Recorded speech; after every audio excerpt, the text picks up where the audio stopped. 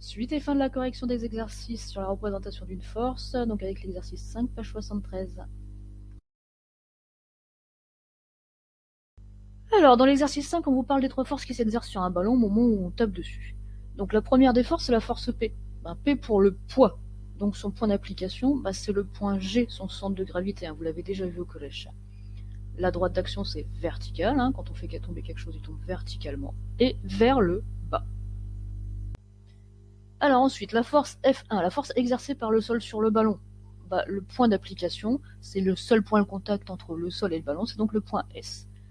Maintenant, la force exercée par le pied sur le ballon, son point d'application, c'est forcément le point P, le point où on tape, et elle va vers la gauche. Donc ensuite, on vous demandait de représenter les forces avec une échelle de 1 cm pour 2 newtons. Même problème que dans l'exercice 4, on fait juste un tableau de proportionnalité pour connaître la longueur de la flèche à tracer. Donc ici, 5 newtons, ça correspond à 2,5 cm.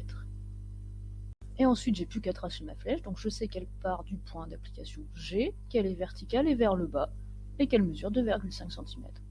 Et je n'oublie pas d'écrire que celle correspond à la force P, donc je mets un P avec une petite flèche au-dessus. Ensuite, je vais devoir tracer la flèche correspondant à la force F1. La force F1, elle fait 5 newtons. Donc, j'ai pas besoin de recalculer sa longueur, c'est la même valeur que la force P. Donc je sais qu'elle va mesurer 2,5 cm de long.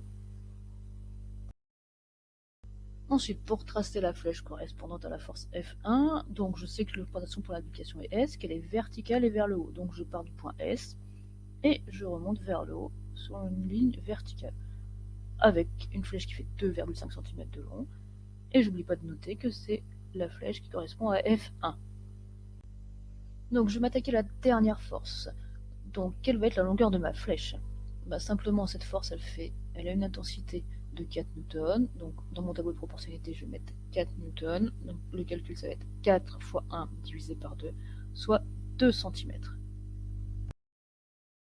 Donc maintenant je peux tracer la flèche représentative de la force F2, donc elle part de P en direction de G, en allant vers la gauche donc, et elle mesure 2 cm de long, et j'oublie pas d'écrire que c'est la force F2, donc F2 avec une petite flèche au-dessus. Donc voilà, j'espère que vous avez un peu mieux compris comment on représente des forces, comment on calcule la longueur des flèches, etc. Attention, ici, vu la difficulté de faire la vidéo, j'ai pas tracé réellement les flèches à l'échelle. Ça peut être différent sur vos cahiers. Ouais, pour voir si vous avez compris, je vous prépare un petit caout sur le sujet. À très très bientôt.